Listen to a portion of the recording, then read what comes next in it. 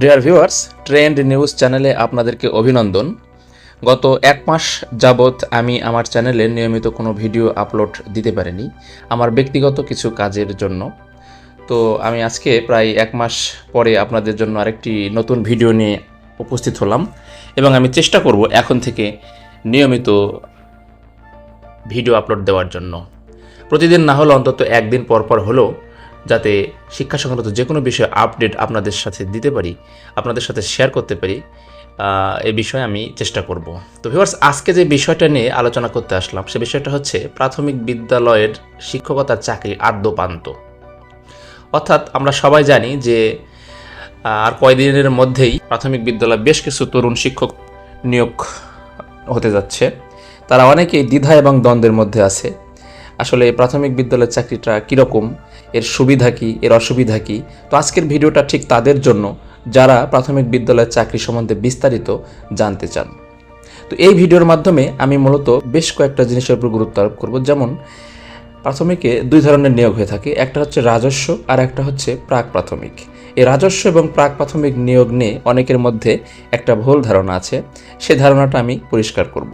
এছাড়া প্রাথমিক বিদ্যালয়ে চাকরি করে আপনি এখান থেকে কী ধরনের সুযোগ সুবিধা পাবেন এবং এখানে চাকরি করে কী ধরনের অসুবিধা আপনি ফেস করতে পারেন এবং আসলে আপনার এই চাকরিতে যোগদান করা উচিত কিনা, আশা করি এই ভিডিওটা প্রথম থেকে শেষ পর্যন্ত দেখলে আপনি পরিষ্কার হয়ে যাবেন। তো ভিউয়ার্স, ভিডিওটি না টেনে প্রথম থেকে শেষ পর্যন্ত কন্টিনিউ করুন। আশা করি ভিডিওটা আপনাদের খুব ভালো লাগবে এবং অনেক ইনফরমেটিভ একটা ভিডিও হতে যাচ্ছে। তো চলুন আমরা কথা না বাড়িয়ে ভিডিওটা শুরু করি। প্রথমত, প্রাথমিক বিদ্যালয়ের চাকরিটাতে দেখুন দুইভাবে নিয়োগ হয়ে থাকে, একটা হচ্ছে রাজস্ব খাতে আর একটা হচ্ছে প্রাক প্রাথমিকে। যারা রাজস্ব খাতে নিয়োগ পাবেন বা পেয়ে আছেন তারা মূলত প্রথম শ্রেণী থেকে পঞ্চম শ্রেণী পর্যন্ত ক্লাস নেবেন। আর প্রাক প্রাথমিকে যারা নিয়োগ পাবেন তাদেরকে 9টা থেকে 12টা পর্যন্ত আগে প্রাক প্রাথমিক শ্রেণীর ক্লাস নিতে হবে এবং এরপরে আবারও 12টার পরে দ্বিতীয় শিফটে শ্রেণী থেকে পঞ্চম শ্রেণী পর্যন্ত, অর্থাৎ রাজস্ব যেসব শিক্ষক নিয়োগ পেয়েছেন তাদের সাথে শ্রেণীকক্ষে অংশগ্রহণ করতে হবে। তাছাড়া প্রাক প্রাথমিকে পিডিপি 4-এর আওতায় বেতন হয়, তাই বেতন পেতে কোনো কোনো মাসে 2 মাস, 3 মাস, ইভেন 4 মাস, 5 মাস পর্যন্ত লেগে যেতে পারে। তবে পুরো টাকা পাবেন একসাথে, এটা সময় লাগলেও কখনো না পাওয়া হবে না, এটার নিশ্চয়তা আছে। পিডিপি 4-এর মেয়াদ শেষ হলেই যারা প্রাক প্রাথমিকে বা প্রি প্রাইমারি শিক্ষক হিসেবে নিয়োগ পেয়েছেন তারা রাজস্বে চলে আসবেন। এসব তিক্ততা মেনে নিয়েই এখানে আপনাকে আসতে হবে যদি আপনি প্রাক প্রাথমিকের টিচার হিসেবে যোগদান করতে চান। তবে হ্যাঁ, যারা রাজস্বে আছেন তারা একটু সুযোগ সুবিধা বেশি পাবেন, কেননা তাদের প্রাক প্রাথমিকের বাচ্চাদের ক্লাস নিতে হয় না। প্রাথমিক বিদ্যালয়ে যদিও সবাই শিশু, তারপরেও 4 বছরের একটা বাচ্চার ক্লাস নেওয়া আর একটু বেশি কষ্টের। তাদের সাথে বন্ধুসুলভ আচরণ, তাদের সাথে খেলাধুলার মাধ্যমে ক্লাস নিতে হয়। তো এই জন্য অনেকেই প্রাক প্রাথমিকের ক্লাস নেওয়াকে খুব ভয় করে থাকেন। আর রাজস্ব যারা নিয়োগ পেয়ে থাকেন তাদের এই সমস্যাটা হয় না এবং বেতনের দিক থেকে রাজস্বের একটু সুবিধা আছে, সেটা হচ্ছে তারা আইবাস পে ফিক্সেশনের মাধ্যমে তাদের বেতন করা লাগে এবং বেতন তারা প্রত্যেক মাসের 1 থেকে 3 তারিখের মধ্যেই, যদি সেটা ব্যাংক খোলা থাকে তাহলে তাদের বেতন অ্যাকাউন্টে ঢুকে যায়। বেতনের জন্য তাদের 2-3 মাস কখনো ওয়েট করতে হয় না।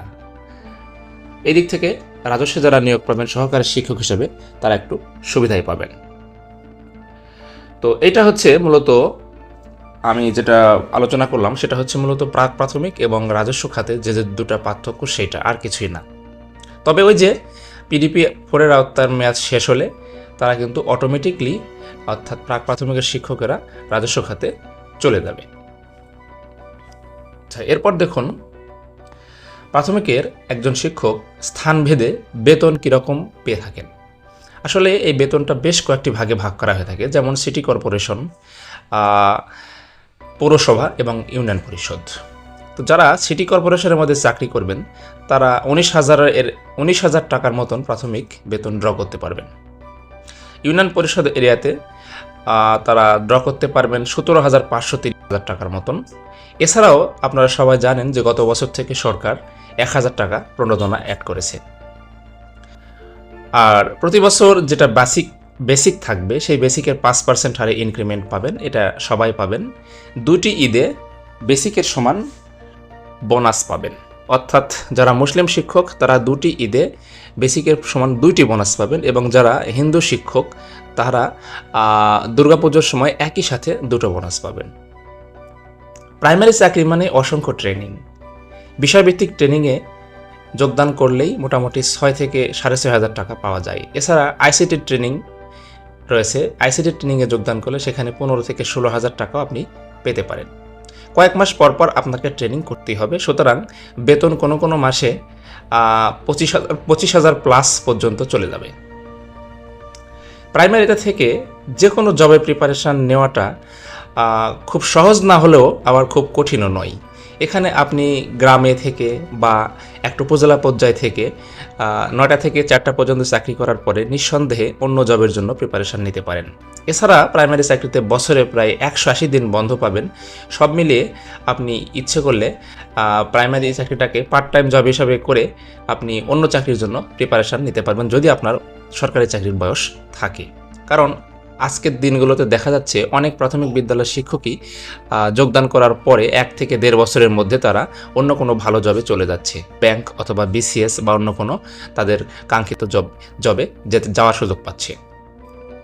এখন কিছু অসুবিধা নিয়ে কথা বলি।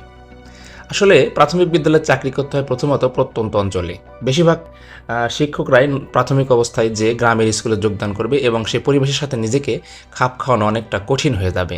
এছাড়াও বেশ কিছু সমস্যা তারা মুখোমুখি হবে। যেমন ধরুন, গ্রামের মানুষ সবসময় প্রাথমিক বিদ্যালয়ের শিক্ষকদের পিছনে লেগেই থাকে। আপনি হয়তো কোনো দিন প্রতিষ্ঠানে একটু দেরি করে গেলেন, তার জন্য আপনাকে তারা কথা শোনাবে। তাহলে আপনি একজন সরকারি চাকরিজীবী হয়ে গ্রামের মানুষের কথা শুনতে মোটেও আপনার ভালো মনে হবে না। এছাড়াও প্রাথমিকে আপনাকে যেটা সবচেয়ে বেশি ফেস করতে হবে সেটা হচ্ছে, প্রাথমিক বিদ্যালয়ে একজন শিক্ষক একজন বিচারকের দায়িত্ব পালন করে। প্রত্যেক দিন অন্তত আপনাকে 20 থেকে 40টা বিচার করতে হবে। প্রাথমিক বিদ্যালয়ে ঢুকতে হবে আপনাকে বিচার শুনে, এবং বের হওয়ার সময় আপনি বিচার করতে করতে বের হবেন। তাছাড়া পরিবেশের সাথে ম্যাচ করা প্রবলেম হয়ে যাবে অনেকের ক্ষেত্রে। উপজেলা শিক্ষা অফিসে যাতায়াত ব্যবস্থা অনেকের ক্ষেত্রে খুব কঠিন হয়ে পড়ে, কারণ যোগাযোগ ব্যবস্থা প্রায় ক্ষেত্রেই খুব খারাপ থাকে। তবে এখন আস্তে আস্তে গ্রামের পরিবেশও আমাদের সরকারের প্ল্যান অনুযায়ী গ্রামের রাস্তাগুলো অনেক উন্নত হয়ে গেছে। এখন আর অতটা হয়তো বা সমস্যা মুখোমুখি হতে হবে না। আসলে একটা সময় আমি প্রাথমিক বিদ্যালয়ে চাকরি করেছি, এজন্য প্রাথমিক বিদ্যালয়ে চাকরির সম্বন্ধে আমার যথেষ্ট অভিজ্ঞতা আছে, এবং সেই অভিজ্ঞতার আলোকে আমি কথাগুলো বলছি। তো ভিউয়ার্স, আরেকটি সমস্যা মুখোমুখি পড়বেন। প্রাথমিক বিদ্যালয়ের শিক্ষকদের ক্লাসের পাশাপাশি কিছু অতিরিক্ত কাজ করতে হয়, যেমন হোম ভিজিট। এছাড়া আপনাকে অনেক সময় ভোটার লিস্টের তালিকা করতে দেওয়া হবে, এই কাজগুলো আপনি করতে হবে। এবং এছাড়া আপনাকে দেখা গেল আপনি ছুটিটা আপনি ইচ্ছামতো ভোগ করতে পারবেন না। আর একটা বিষয় থেকে যায় যে আপনি কোনো কারণে স্কুলে যেতে দেরি হলো, আপনি সেক্ষেত্রে আপনাকে এটিও বা টিও বারবার আপনাকে ফোনে যোগাযোগ করে আপনাকে অসুবিধায় ফেলতে পারে। সো এই বিষয়গুলো আপনাকে মাথায় নিয়েই চাকরিতে যোগদান করতে হবে। তো সবথেকে বড় কথা, সরকার আপনাকে টাকা দেবে। আপনাকে প্রাথমিক বিদ্যালয়ে 9টা থেকে 4টা পর্যন্ত কাজ করার মন মানসিকতা নিয়েই যোগদান করতে হবে। সবশেষে একটা কথা বলতে পারি, ঢাকা শহরে থাকতে হলে আপনাকে মিনিমাম 50,000 টাকা ইনকাম করতে হবে। আর সেখানে প্রাইমারি চাকরি করে আপনি ইচ্ছে করলে প্রাইভেট যদি কিছু পড়াতে পারেন, তাহলে সেক্ষেত্রে আপনি 25,000 টাকা সহজে ইনকাম করতে পারবেন। আর আমার মনে হয় ঢাকা শহরের 50,000 টাকা থেকে গ্রামে বা উপজেলা পর্যায়ে 25,000 টাকা আপনাকে ভালো রাখবে। কেননা নিজ বাড়িতে থাকবেন, লাগবে না বাসা ভাড়া, বাসার কাছে পোস্টিং পাবেন, লাগবে না যাতায়াত ভাড়া। এছাড়া চাল সবজি নিজ জমির পাশাপাশি অন্যান্য ব্যবসা আপনি করতে পারবেন নিঃসন্দেহে। তবে যারা চাকরির বয়স আছে, আরও 5 বছর বয়স আছে, তাদের জন্য একটু ভাবার বিষয়। তারা অনেকে হয়তো মনে করছেন প্রাথমিকের চাকরি করে অন্য চাকরি পাওয়া সম্ভব নয়। আমি এই বিষয়টা সাপোর্ট করি না। আমি নিজেও প্রাথমিক বিদ্যালয়ের শিক্ষকের চাকরি 5 বছর করেছি, করে এখন একটা কলেজে যোগদান করেছি।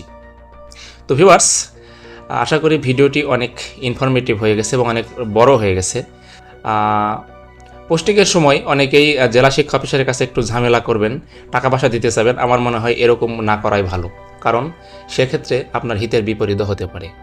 পোস্টিংটা অটোমেটিকলি হওয়া উচিত এবং সেটা আপনার ভাগ্য যেখানে আপনাকে নিয়ে যাবে সেখানেই আপনার যোগদান করা উচিত। তো ভিউয়ার্স, এই ভিডিওতে আমি চেষ্টা করেছি একজন প্রাথমিক বিদ্যালয়ের শিক্ষক কী ধরনের সুযোগ সুবিধা ভোগ করে থাকেন এবং কী ধরনের অসুবিধায় পড়তে পারেন সেই বিষয়গুলো। এছাড়া প্রাক প্রাথমিক শিক্ষক ও রাজস্বে যোগদান করা শিক্ষকদের মধ্যে যে একটা সামান্য পার্থক্য আছে সেটা আমি বুঝিয়ে দেওয়ার চেষ্টা করেছি। তো ভিডিওটি যদি ভালো লেগে থাকে তাহলে অবশ্যই চ্যানেলটি সাবস্ক্রাইব করুন এবং বেল বাটন অল করে দিন, যাতে পরবর্তী যে কোনো ভিডিও আপনার কাছে খুব সহজেই পৌঁছে যায়। আর একটি কথা বলবো, আমার ভিডিওতে অনেক তথ্য বাদ পড়তে পারে। আরও যদি কিছু জানার থাকে তাহলে অবশ্যই কমেন্ট বক্সে উল্লেখ করবেন। আমি আপনাদের সেই বিষয়টি নিয়ে অবশ্যই ভিডিওর মাধ্যমে সেটা সমাধান করে দেওয়ার চেষ্টা করব বা সেই বিষয়টি ভিডিওর মাধ্যমে উত্তর দেব। তো ভিউয়ার্স, ভালো থাকবেন, সুস্থ থাকবেন, ধন্যবাদ।